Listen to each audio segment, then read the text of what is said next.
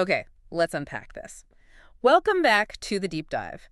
Today we are wrestling with a figure who is, well, he's just gigantic, so complexly woven into the fabric of the 20th century. He really is. He essentially gave the concept of the intellectual its modern definition, Jean-Paul Charles Aimard Sartre.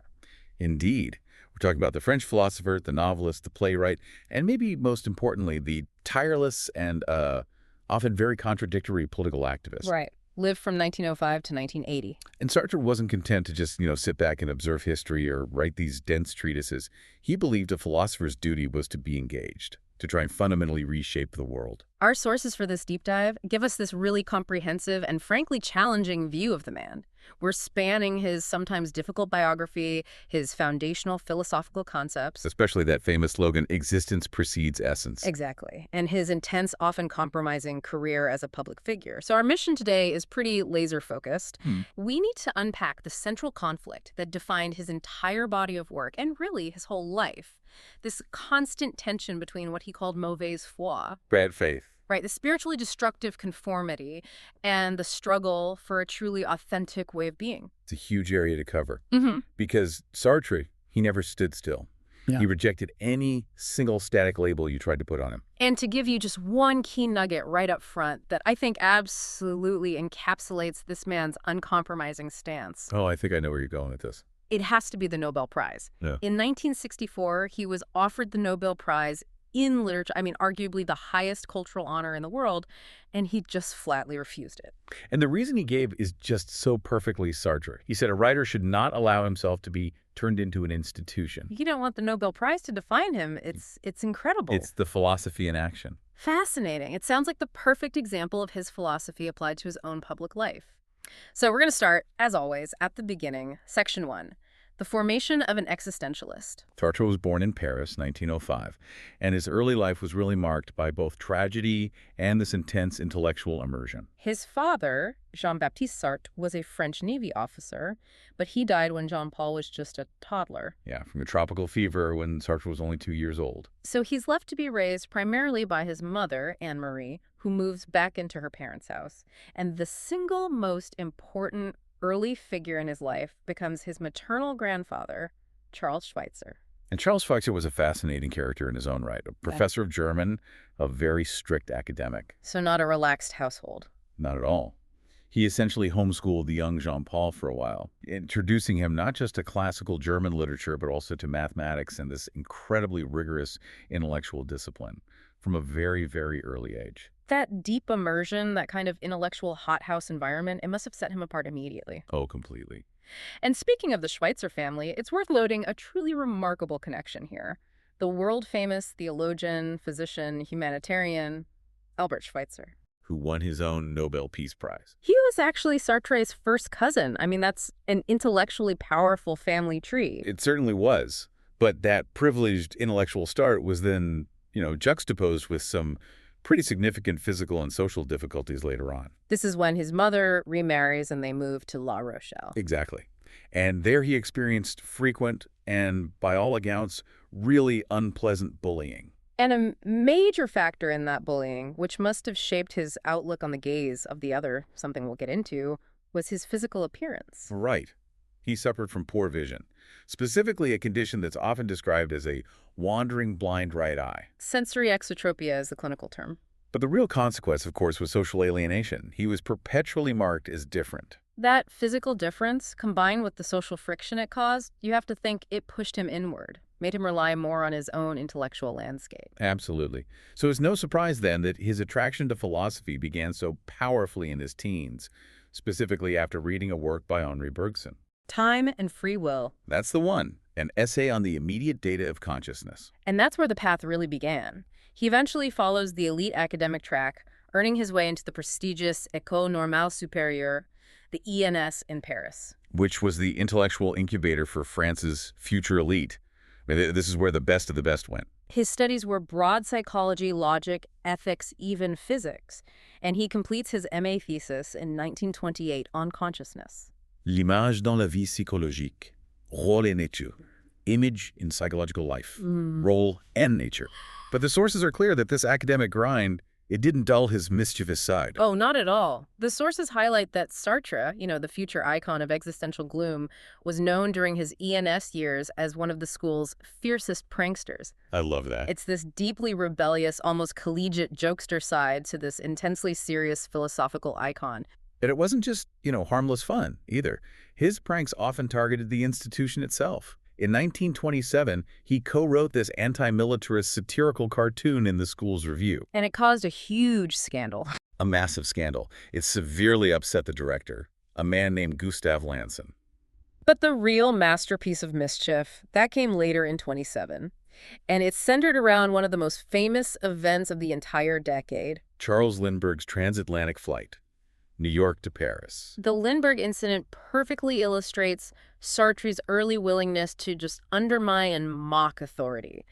He and his friends orchestrated a media stunt. They contacted a bunch of major newspapers, including Le Petit Parisien. And they told them completely falsely that the school director, Gustav Lanson, was going to award Lindbergh an honorary degree at the ENS. And the result was chaos, wasn't it? Absolute pandemonium. Thousands of people, reporters, spectators, officials, they all show up at the school. Only to find a Lindbergh lookalike performing some kind of staged antic. The resulting scandal was so severe, and the director, Lanson, was so humiliated by the media attention that he was forced to resign. That's not just a prank. That's revolutionary action in miniature. It just shows this early contempt for institutional pretense. It really sets the stage for his whole career. He's challenging the integrity of a major French institution before he's even published a philosophy book. But 1929, that brings an encounter that will define not only his personal life, but his entire philosophical trajectory. He met Simone de Beauvoir. Right.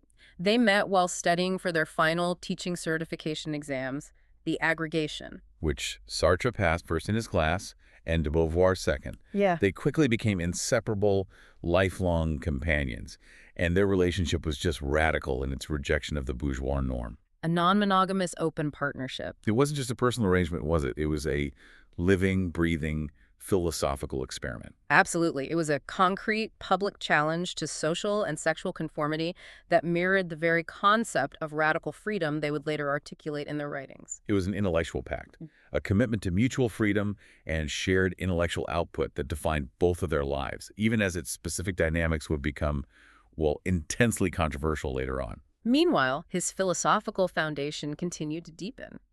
Who were the major intellectual architects of his thought beyond that initial spark from Bergson? Oh, crucially, it was German thought. He was heavily influenced by the work of Edmund Husserl, whose phenomenology. That's the study of consciousness and how objects appear to it. Exactly, and he studied it firsthand in Berlin in 1933 and 34. Mm-hmm. This study of intentionality, the idea that consciousness is always consciousness of something, was just foundational to his later concept of the self. And he also absorbed the other major German influences, Martin Heidegger, who we will definitely come back to, and the neo-Hegelian revival led by Alexander Kojève. Yes, Kojève's seminars revived interest in Hegel's phenomenology of spirit and gave Sartre the framework to combine that introspective focus of phenomenology with the dramatic, historical sweep of Hegelian thought. And all these influences, they culminate in a single definitive philosophical statement, which is where we're going now in Section 2, Existence Precedes Essence. This is the core doctrine. The title of his main philosophical work, Being and Nothingness, or L'être et le néant, from 1943. It sounds dense. It sounds incredibly dense. But its central idea, which he crystallized in his later essay, Existentialism, is a humanism, is remarkably simple and profoundly disruptive. Existence precedes essence. Let's clarify this through his famous analogy. Right. If you consider a manufactured object, say a paper cutter, when an artisan sets out to create it, the essence, the plan, the definition, its purpose, exists in the craftsman's mind first. So the essence is determined before the object itself even exists. Precisely. The purpose of the paper cutter defines its existence. It has a predetermined nature. Got it. Now, Sartre applies this to humans. In a universe without a creator, which is his starting point, we can't appeal to a divine craftsman who has a blueprint for human nature. We're just thrown into the world. Exactly. We exist first, as beings raw and undefined. And it's only through our subsequent engagement with the world, our actions, our choices, our commitments, that we define ourselves.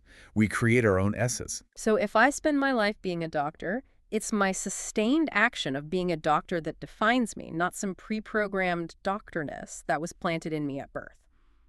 that makes sense, but it also sounds terrifyingly open-ended. It is terrifying. Yeah. And this radical openness is what leads to that famous paradox. Humans are condemned to be free. Condemned to be free. I mean, it's an incredibly powerful phrase. What is the inherent burden that comes with this condemnation? The burden is total responsibility. Because there's no external law, no universal human nature, no God to appeal to.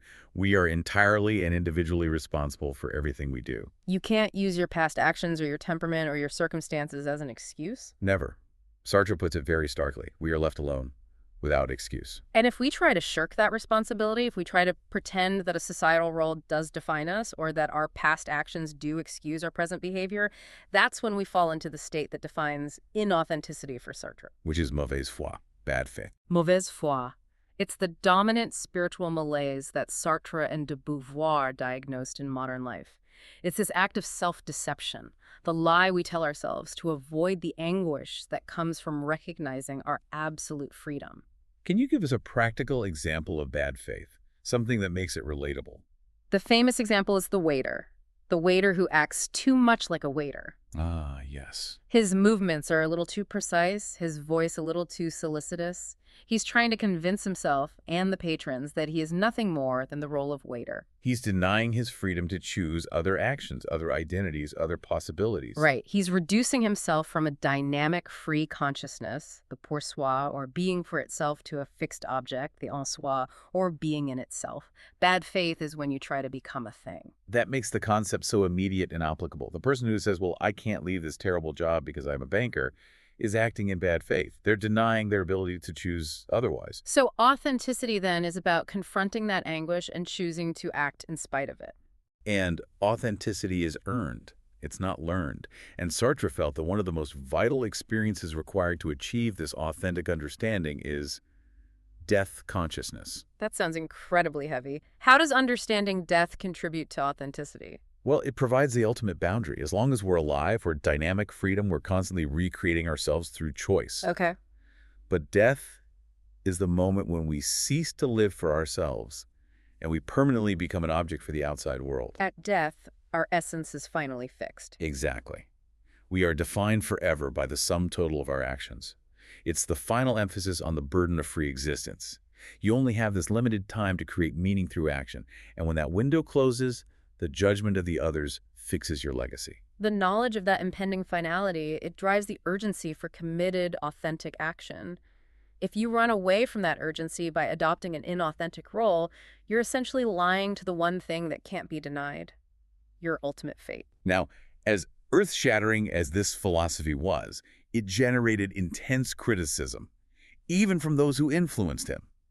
It's important to acknowledge these views, particularly from Martin Heidegger. Right. If Heidegger, the phenomenological master who influenced Sartre, was critiquing him, what was the core issue?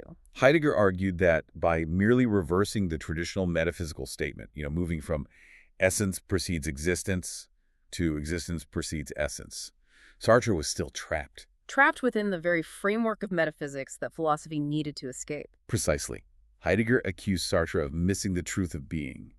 What he meant was that Sartre focused too much on the human subject, on Dasein and its activity, rather than asking the more fundamental question about the source of being itself. So Sartre was too concerned with the immediate human condition, the anxiety of choice, and not enough with the fundamental mechanics of the universe. Exactly. He was still stuck in the subject-object loop, just flipped around. And then you have critiques like the one from Herbert Marcuse, another major critical philosopher. Marcuse used a very academic term, suggesting Sartre's existentialism hypostatized certain conditions. What does that mean in plain terms? Hypostatize essentially means taking something that is a product of a specific temporary historical situation. Like post-war Europe. Right, and treating it as if it were a universal, eternal characteristic of existence itself. Marcuse suggested that the extreme anxiety, the meaninglessness, the radical sense of isolation that Sartre described, these were largely products of post-war capitalist European society. So by calling this ontological a basic truth of all being, Sartre was making his radicalism seem universal when it might have just been historically specific. Which would make his radicalism less universal and perhaps, as Marcuse suggested, illusory. What's fascinating here is that whether the philosophers were attacking or praising him, the debate he generated just confirmed the immense intellectual force of his work. But these abstract concepts of freedom and anguish were about to be brutally tested by the concrete horrors of World War II. A perfect transition. As we move into Section 3, World War II and the Moral Crucible. Sartre's personal life and his philosophical output, they changed fundamentally when the war broke out. In 1939, he was drafted into the French army. Serving as a meteorologist, which, given his subsequent career, is almost an amusing detail. He was captured by German troops in 1940. And he spent 9 months as a prisoner of war, first in Nancy and then at Stalag XII-D in Trier. Now, this confinement, despite all its hardship, proved crucial for his philosophical development. He wasn't just surviving, he was writing. He actually composed his first play there, Bariona, a Christmas drama. But most significantly, he read the work of the man who critiqued him, Martin Heidegger. Yes. During his time as a POW, he was able to read Heidegger's masterpiece, Sein und Zeit, Being and Time. This intense exposure to Heidegger's phenomenological ontology became the primary, deep structural influence on his own major work, Being and Nothingness, which he started formulating immediately. He was released in April 1941, returning to teaching in occupied Paris. He claimed it was due to poor health, though there are suggestions he might have escaped after a medical visit. And he took up a teaching spot at Lycée Condorcet, a position that had become vacant because the Jewish teacher who previously held it was forbidden to teach under Vichy law. So this immediately plunges him into the ambiguities of collaboration and resistance. Straight away. He and de Beauvoir co-founded an underground group, Socialisme et Liberté, in 1941, aimed at active resistance. But this is where the theory of radical action meets the practical reality of revolution, and the result was, well, frankly, a bit comical. It's one of the great ironies in the history of ideas. In the spring of 41, Sartre, with what was described as cheerful ferocity, suggested at a meeting that they should execute prominent French collaborators. Naming names, like Marcel Déat. However, the group quickly dissolved. And why? Because, as de Beauvoir recorded, none of us felt qualified to make bombs or hurl grenades. Wait, so the world's most prominent philosopher of committed action and responsibility called for practical terrorism. And his revolutionary group disbanded because the intellectuals couldn't figure out how to wire a simple explosive device? Precisely. It's a striking example of the gap between theoretical commitment and the messy implementation required for real revolutionary change. So he recognizes the limits of his practical utility in that realm and shifts his focus to cultural resistance through writing? Yes, producing Being and Nothingness and his famous plays, and his analysis of the psychological environment of occupied Paris became one of his most lasting contributions to understanding political oppression. His essay, Paris Under the Occupation, is incredibly profound because it doesn't focus on German brutality, but on German correctness. Yes. He observed that the German soldiers maintained correct behavior. They offered seeds to old ladies. They spoke French politely. They weren't swaggering oppressors. And he found this politeness to be a trap. A moral trap, yes. Sartre argued that this correctness entrapped many Parisians into complicity and passivity. The very act of a Parisian speaking politely to a Wehrmacht soldier, maybe to offer directions, meant complicity. It gave citizens an excuse to retreat into bad faith. It allowed them to pretend things were natural and avoid the responsibility of resistance. As he noted, we could not be natural. It's the application of bad faith on a national scale. The French retreat into the inauthentic role of polite, occupied citizen rather than recognizing their radical freedom to resist. This brings us directly to his 1944 play, No Exit, which is where we find his most famous and frequently misunderstood line, L'enfer, c'est les autres. Hell is other people. For so many people, that line is just a statement about annoying roommates or bad relationships. But the wartime context adds this crucial layer of meaning, doesn't it? Oh, it absolutely does. The sources note that les autres, the others, was a common, slightly coded term the French often used to refer to the German occupiers. So given the context of occupation, the line takes on a sharp political edge. Hell is being constantly defined, judged, and constrained by the inescapable defining gaze of the occupying others. It's perpetual judgment, the ultimate denial of radical freedom. Exactly. Post-war, Sartre's engagement just intensified dramatically. In 1945, he co-founded the literary and political review Les Temps Modernes. And this was specifically to popularize existentialist ideas and, crucially, to advocate for specific political causes. And he used his war experiences directly for his great literary project, the novel trilogy, The Roads to Freedom. The war just fundamentally changed him. It cemented his transformation from an apolitical, liberal intellectual into a figure whose life was wholly defined by public, often polarizing, commitment. And this launches him right into the highly polarized world of the Cold War, which is the subject of Section 4, the uncompromising activist. After 1945, the role of the intellectual became politicized like never before. And Sartre just embraced this, viewing culture as a process of continual invention and reinvention. One that required the intellectual to systematically challenge every institution and every injustice. What's most complex about his activism, though, is his relationship with communism. He was fiercely drawn to Marxist theory and critique, but he maintained this deeply contradictory stance toward the practical reality of the Soviet bloc. That contradiction really defined the 1950s for him. Critically, he never joined the French Communist Party, the PCF. Right. He objected specifically to its later authoritarian tendencies. And yet, for a significant period, he maintained a belief in the moral superiority of the Eastern Bloc, arguing that this belief was necessary to keep hope alive for a global revolution. The famous French phrase that summarized his political attitude then was "Il ne faut pas désespérer Billancourt." We must not despair Billancourt. And Billancourt was the location of a major Renault factory, so it symbolized the French working class, the communist activist base. So Sartre's stance meant that activists and intellectuals had a duty to withhold certain truths, particularly about Soviet failures, if revealing them might extinguish the revolutionary enthusiasm of the workers. And this led him down some very precarious ethical paths. The sources highlight that he opposed any criticism of Soviet labor camps in 1950, arguing he and de Beauvoir were free to remain aloof from the quarrel over the camps, as long as no events of sociological significance had occurred. His reasoning was that he saw Western anti-communism as fundamentally a move against the proletariat, and he felt compelled to defend the idea of revolution at all costs. Which led to these moments of astonishing idealism completely detached from reality. In 1954, after visiting the Soviet Union, he claimed to find complete freedom of criticism there. A claim that was, to put it mildly, difficult to sustain given the historical context. At the same time, he was condemning the United States for sinking into pre-fascism.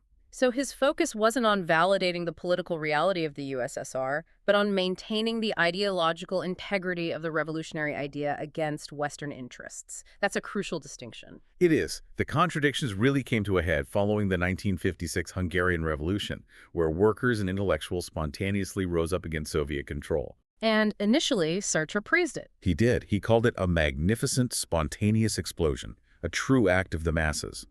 But later, he backtracked, criticizing it for losing its socialist base once the revolution turned decisively anti-Soviet. He was always more committed to the theoretical Marxist path than the messy reality of political uprisings. And his most controversial defense of secrecy came in 1964, when he attacked Khrushchev's secret speech, which had exposed and condemned Stalin's purges.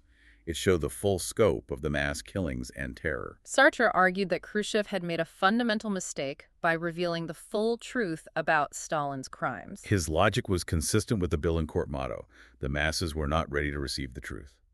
He believed that revealing the full extent of the horrors would only demoralize the revolutionary class and play into the hands of the capitalist West. So he's prioritizing ideological utility over historical fact, which is a truly difficult position for an intellectual whose entire philosophy demands radical honesty. His political focus did shift significantly in the late 1950s, though. He became disillusioned with the apolitical European working classes. Right, and he started to argue that the true engine of revolution would be the impoverished masses of the Third World.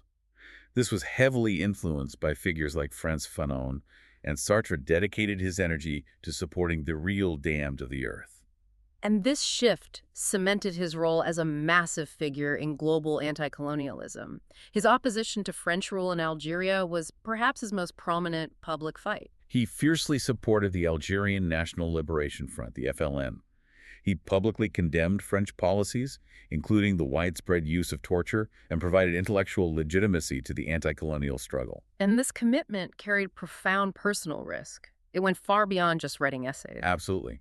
Because of his outspoken support for Algerian self-determination, he became a direct target of the organization Armée Secrète, the OAS. A far-right paramilitary group committed to keeping Algeria French.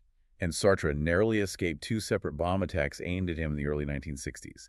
He was putting his physical existence on the line for his political commitments. He also became one of the most visible global critics of U.S. policy, notably organizing the Russell Tribunal in 1967. Which aimed to expose alleged U.S. war crimes during the Vietnam War.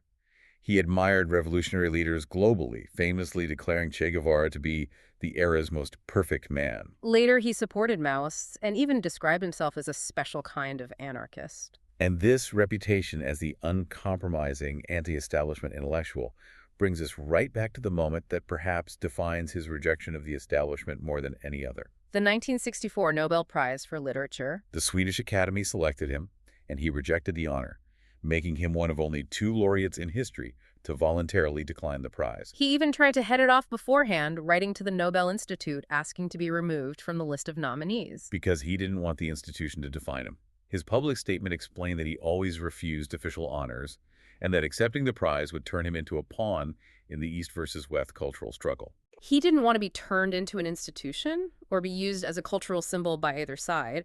It's the ultimate act of philosophical purity, of resistance against institutional classification. It is a grand, high-minded gesture of ideological commitment.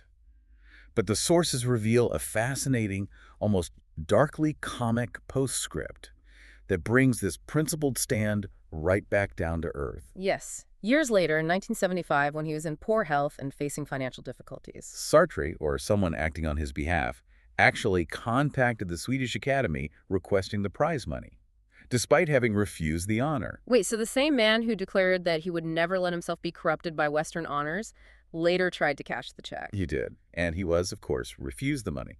Now, this small anecdote doesn't negate the power of his original ideological gesture. But it certainly complicates it. It highlights the immense human complexity and contradiction in a man who's spent his life insisting on absolute freedom and radical self-responsibility. That moment where grand ideology meets messy human need is the perfect launchpad for our final section as we examine his vast literary output, his enduring legacy, and the serious controversies that have clouded his reputation. Sartre wrote successfully across almost every mode imaginable: novels, plays, critical essays, biographies. His plays, like The Flies, which is an existential retelling of the Orestes myth, and of course the highly focused No Exit, were these symbolic vehicles for communicating his philosophy to a broader audience. And his novel trilogy, The Roads to Freedom, provided a more accessible, less theoretical look at existentialism applied to characters facing the complexities of wartime existence. But in 1964, the same year as the Nobel refusal, he published a really unusual memoir, The Words, or Les Mots. The Words is a witty, often sardonic account of his first 10 years. It was an ironic response to the literary conventions of the time, specifically the epic introspection of someone like Marcel Proust. And in this memoir, Sartre renounced literature itself. Renounced it. Why? Consistent with his political shift, he began to see literature as a distraction. He called it a bourgeois substitute for real commitment, Suggesting that true action and philosophical duty had to be found outside the comfortable aesthetic realm of the novel. Despite this renunciation, he then dedicated his later years to arguably the most monumental and challenging projects of his entire career. Notably, the unfinished analytical biography of Gustave Flaubert, The Family Idiot. This became an enormous study of Flaubert's life through the lens of psychology and sociology. And the second volume of his major philosophical work, Critique of Dialectical Reason. And the sheer physical and intellectual cost of these mammoth projects was just immense. His relentless pace, coupled with being a notorious chain smoker and a heavy user of amphetamines to stay working. It contributed to a significant decline in his health. He suffered from severe hypertension and became almost completely blind by 1973. When asked in 1975 how he wished to be remembered, he didn't just pick one work. He offered a cross-section, which I think demonstrates the interconnected nature of his output. He cited the novel Nausea, the plays No Exit and the Devil and the Good Lord, the philosophical treatise Critique of Dialectical Reason, and his critical essay on Genet, Saint Genet. He wanted his legacy to be remembered as the conscience of his historical moment, and his intellectual power was undiminished even as his body failed him. He died on April 15, 1980, from pulmonary edema in Paris. And the public reaction just confirmed his immense status despite all the controversies. The scale of public mourning was truly extraordinary. 50,000 mourners descended onto the Boulevard du Montparnasse to accompany his cortege. That massive outpouring of public grief showed that even though he had rejected institutions and sometimes alienated both the left and the right, he remained the quintessential, indispensable, and sometimes deeply uncomfortable conscience of his century. However, we have to confront the final and most complicated layer of his legacy. And this emerged posthumously and severely complicated the moral authority of this intellectual giant. Serious allegations of sexual exploitation involving his long-term companions, Simone de Beauvoir, and their students. These allegations came to light in 1993 with the publication of the memoir Mémoire d'une jeune fille dérangée, published in English as A Disgraceful Affair. This was by the French author Bianca Lamblin, who was formerly Bianca Bienenfeld. Lamblin claims she was sexually exploited by her teacher, Simone de Beauvoir, while still a student at the Lycée Molière, and that Beauvoir then introduced her to Sartre a year later. And Lamblin detailed a disturbing pattern in their open relationship. What exactly did she describe as this pattern? Lamblin described a pattern where Beauvoir would seduce young female students, some of whom were minors, and then, as part of their non-monogamous arrangement, pass them on to Sartre for sexual relationships. They referred to this arrangement as the family or a trio. Lamblin wrote her memoir in direct response to the posthumous publication of Sartre's letters to de Beauvoir, in which she found herself referred to by the pseudonym Louise Védrine, which confirmed the nature of the relationship and the power imbalance involved. And this is a critical point. The power dynamics were overwhelmingly weighted against the young students, many of whom were minors under Beauvoir's tutelage. It creates a profound dissonance. Sartre's entire philosophy demanded radical freedom, radical responsibility, and the rejection of bad faith. Yet this conduct, if true, suggests a profound misuse of intellectual and teaching authority. Exploiting the very vulnerability he philosophized against, it forces a complete re-examination of his entire persona. It certainly challenges the idea that his life was a consistent pursuit of authentic selfhood. It juxtaposes his high-minded ideals with serious allegations of personal misconduct and exploitation. So where do we land on Jean-Paul Sartre? We've traversed his massive impact, seeing how he synthesized metaphysics, literature, and political philosophy into a single, cohesive project. A project always centered on human freedom and radical responsibility. He truly embodied the engaged intellectual, constantly fighting against institutions and conformity, even as his political positions appeared to shift with almost dizzying speed across the Cold War landscape. He taught us that authenticity must be a product of difficult, sometimes paralyzing, action, not just passive learning. He lived a life of constant public commitment, rejecting the Nobel, risking assassination, but that life was ultimately riddled with intellectual compromises and, as the sources reveal, shadowed by deep and highly problematic personal contradictions that emerged decades later. The ultimate synthesis of this deep dive is that Sartre was the philosopher of freedom, a freedom he championed for all humanity, but which he sometimes struggled to manage consistently or ethically in his own life. Which raises an important final question for you, the learner, to carry forward as you reflect on his legacy. We've discussed Sartre's foundational belief that existence precedes essence, that you are defined only by your actions and commitments. Considering the profound complexities and serious personal controversies of his own life, from the ideological gymnastics of the Cold War to the allegations of exploitation, does Sartre's ultimate, multifaceted legacy prove or dramatically complicate his core philosophy that one must radically create their own authentic self? Something weighty to mull over as you navigate your own radical freedom. Until our next deep dive.